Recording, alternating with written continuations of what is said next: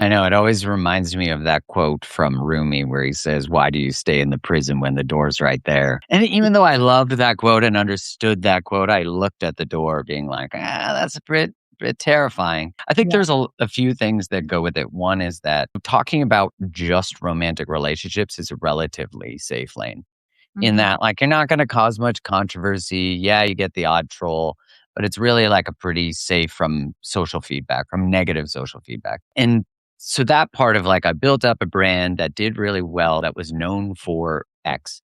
And then it's like, well, who am I without that? You don't Yeah. realize like when I left my old career in pharma, that was an identity, shifting and dying. And then I thought I was creating something that was free of identity, that I could just kind of like flow and be who I wanted to be, and the brand would be just sort of representative of it.